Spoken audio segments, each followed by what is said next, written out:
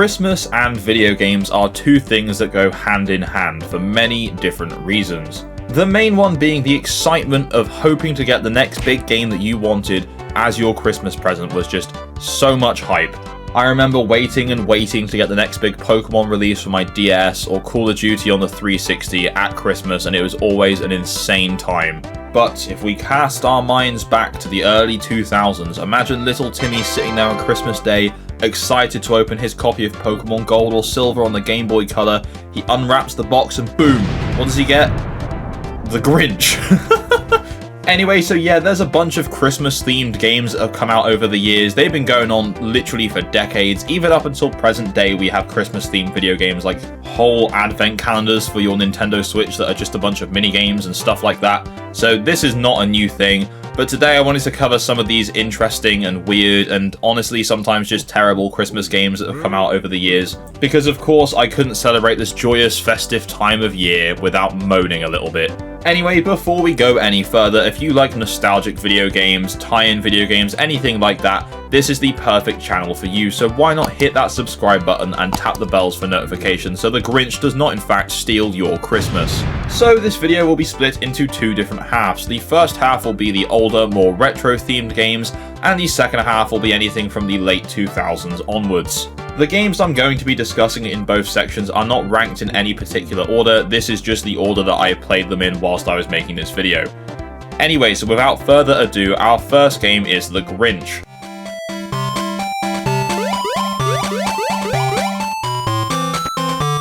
First of all, I just want to say this soundtrack honestly goes so hard, I did not expect it to be as good as it is. Anyway, The Grinch was released in November 2000 alongside the Jim Carrey film. There was a home console version on the PlayStation and the Dreamcast, along with a PC version and of course a Game Boy Color version. The Game Boy Color version was developed by Konami themselves, whereas the home console version was developed by Artificial Mind and Movement and just published by Konami. So the home console version of this game is a 3D platformer kind of vibe. This is more of a Pac-Man kind of clone. I don't really know how to describe it. A stealthy Pac-Man-esque game.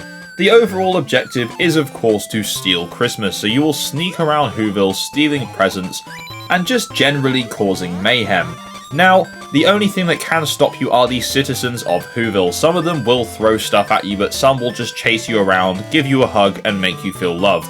And that'll be game over if that's the case, and you'll have to restart the level. Thankfully, there is a fairly decent life system in place where if you get hugged a couple of times in a level, the presents won't reset, so you can just go and collect the last couple you had. But if you get caught so many times, it is game over, and you will have to restart from that beginning of the level. Now, I know I made a joke out of this at the start of the video, and don't get me wrong, if I'd asked for Pokemon for Christmas and got this, I would still be disappointed, but I have to say, this actually isn't a bad game.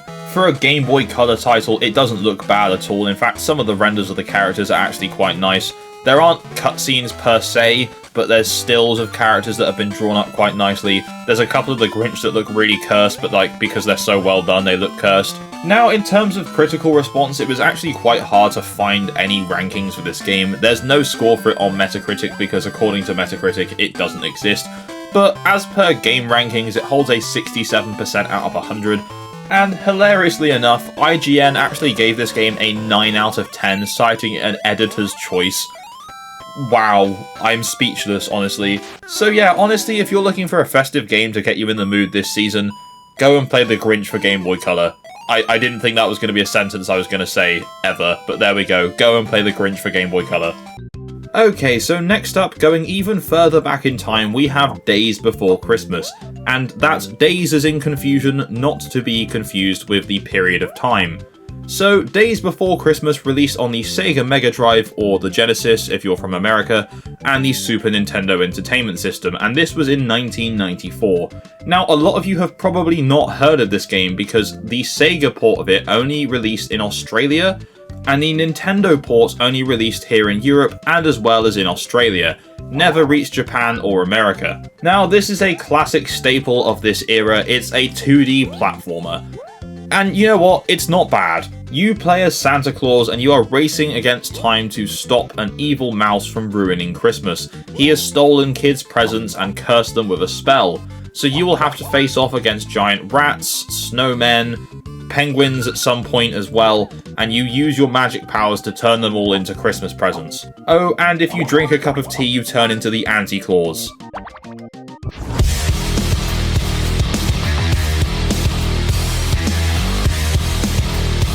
Basically just the devil.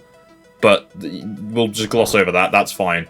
Anyway, this is a lot easier in terms of platformers of this era because it really is aimed at young children.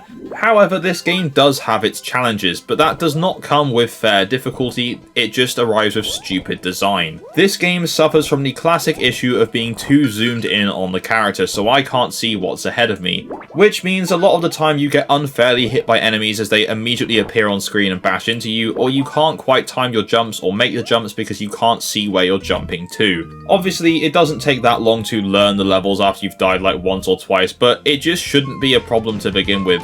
To break up these platforming sections, there are a few levels in the game that is just Santa flying in his sleigh and dropping presents that he's collected down chimneys in different parts of the world. Which is kinda cool, it's very easy, you literally just press one button and aim them over the chimneys and that's it. But it's a nice break from the other gameplay. One thing I did really like about this game, which was quite a minor thing, but you access each level from what appears to be an advent calendar, which is quite a nice touch to be honest with you. So in terms of critical response, it was hard to find literally anything about this game, specifically the SNES version of the game as well, but from what I have read, basically critical response is just middling. I would put it at around a 50 to 60 out of 100 if I had to review it. And it's a very easy game, so it is quite boring, but it does have that really nice Christmas charm to it. So if you want to get in the festive spirit again, I could recommend this one as well.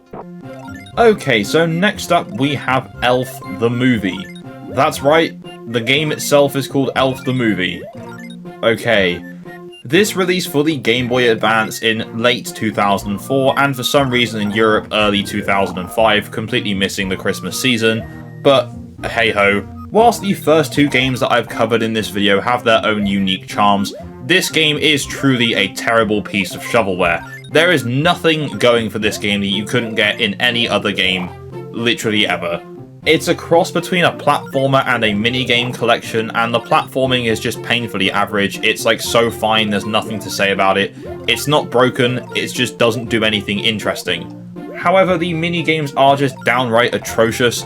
There's a minigame about throwing snowballs, and it's honestly one of the worst things I've ever had the misfortune of playing. Now, I could find barely anything about this game online in terms of information, but apparently this was developed by Jollyford Management Limited, whatever that is, and this is their only game. It was published by Crave Entertainment, who are known for budget and licensed titles like Men in Black, Godzilla games, and the Gex games, so nothing particularly exciting there. In fact, these guys even published a VeggieTales game, so that tells you all you need to know. Anyway, the game doesn't really have a story. Between a couple of levels, there's a few screenshots from the film itself that are very low resolution. Even for the Game Boy Advance, these are quite low quality, I have to say. But other than that, there's nothing really tying these levels together. In terms of critical response, on Metacritic this only has 2 reviews from critics, one of them being a 10 out of 100 and the other one being 32 out of 100, so we will call this negative, because there's nothing else to say. Just don't play this, ever. There's literally no reason to, unless you want to use it as a method of torture. Just don't. It nearly killed me. But the work is done. It always will be.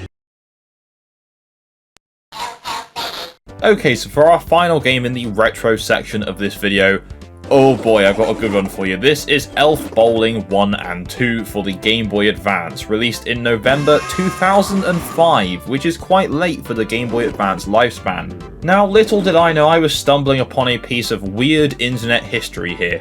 Elf Bowling actually originally released in 1998 on computers. It was just quite an old viral game that was apparently passed across as an exe file in emails. Like, that's not a joke. And apparently, I don't know where they pulled this figure from, but this game was a top 10 game with 7.6 million players. What? Anyway, so my point is the original Elf Bowling was free. So someone decided to re-release Elf Bowling 1 and 2 for the Game Boy Advance, and the DS a bit later on, and charge actual money for it. Anyway, there is actually a story here. The elves of Santa's workshop go on strike because they've been overworked and not paid enough from the huge demand for Christmas toys. So Santa decides to basically torture them by using them as bowling pins, in what I can only assume is what Jeff Bezos does with his Amazon factory workers. So Elf Bowling 1 is literally just one bowling minigame, where occasionally the elves will taunt you and say, "Have you got any balls, Santa?" and stuff like that. It's just really childish. The bowling is incredibly simple, and honestly, I don't really have anything else to say. The fact this is a port of an old Windows game on the Game Boy Advance is just ridiculous. There's literally no music in the game for the background, so you just are met with silence except for the occasional taunts from elves and Santa going ho ho ho when he lands a strike, or even just a spare. And just in case you didn't realize that Santa Claus was Santa Claus, his name is written on the back of his coat. Because we're all idiots. Anyway, the second half of this game, which is Elf Bowling 2, isn't even bowling, it's shuffleboard. This is a weird one. The elves go on vacation with Kris Kringle, Santa Claus, and his older brother, Dingle Kringle, apparently a failed used ice salesman. Okay. They make a wager to see who can win in shuffleboard, and that's the game. You just play shuffleboard. Also, randomly in the game, one of those Easter Island heads can fall on an elf, which happened to me. Hi there. Right, this is a really, really stupid game. Having done a bit of research, apparently Elf Bowling even got a movie. Elf Bowling the movie, The Great North Pole Elf Strike. Oh my god, and it actually featured the voice of Tom Kenny as in SpongeBob SquarePants. This is ridiculous. This is absolutely ridiculous, guys. Anyway, in terms of critical response, I genuinely think this might be one of the lowest reviewed games we have ever played on the channel. This Metascore is a 12 out of 100, which is an overwhelming dislike, as well as a 2.5 out of 10 user score for generally unfavourable. This game cost like $10 to $20 when it came out as well, so it wasn't super expensive, don't get me wrong, but why would you spend money on this? Just why? It's a sick joke.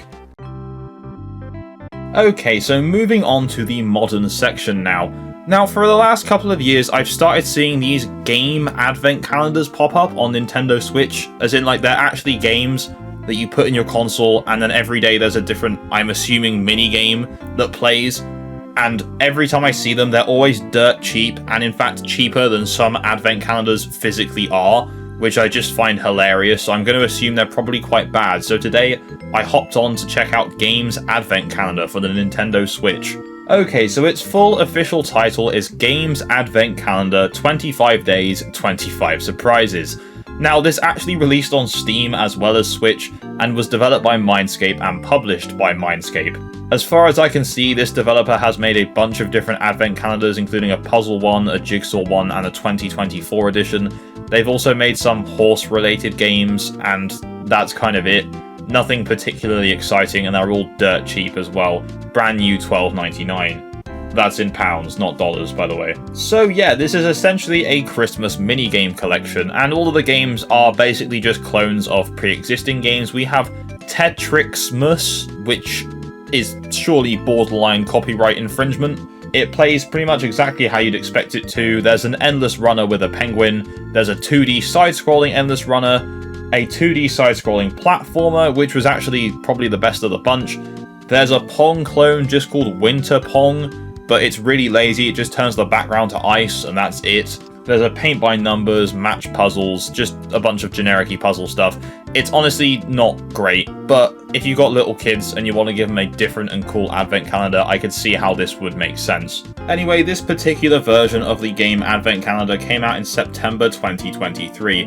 Now, as per Metacritic, there's not a single critical review or user score for either of these things, so I'm just going to say it would probably have middling reviews, and this is really only for little kids. Which makes sense, but overall, not actually as bad as I thought it was going to be. It's just a bunch of copied games with Christmas skins on, so at least they function. So to be honest, in terms of modern day Christmas games, you can kind of break it down into two categories. Games like the game Advent Calendar that are just copy and pasted shovelware kind of things, great for the kids but useless for anyone else, or you've got big budget titles that are set at Christmas. So we have games like the game Advent Calendar, or a fairly generic platformer like the Grinch Christmas Adventures for Nintendo Switch. Harmless, nothing wrong with it, but nothing exciting either. But then we have games like Spider-Man Miles Morales, which you could argue is a Christmas game because the game is set at Christmas. Sure, the game is not themed around it, it's obviously Spider-Man, but it is still Christmas. And then we have the still okay but definitely less good Dead Rising 4. Just taking one look at the game's box art would not suggest to you that it is a Christmas game, but this game is very much themed around Christmas. It's quite literally just kill zombies at Christmas. That's the entire game. I'm not going to focus on these AAA titles today because these have been covered to death. There's not really anything else to say about Spider-Man Miles Morales or Dead Rising 4 that hasn't already been said before in some other bigger channels' Christmas games videos, or just the reviews for the games themselves. And with that, we come to an end of our look at Christmas games. There are definitely more of these to be covered, so if you'd like to see any more in a future video, please do let me know in the comments down below. I would just like to take a quick moment just to say thank you very much for supporting my channel this year and watching. If you're new here, welcome. If you've been with me for a while, thank you very much. It's all greatly appreciated. And with that, if you celebrate Christmas, I hope you have a wonderful Christmas, and if you don't, then have a wonderful rest of your December. Thank you very much for watching. Please don't forget to like this video, subscribe, and tap the bell for notifications. And as always, I will see you in next week's video. Bye bye. The Grinch got a wonderful, awful idea.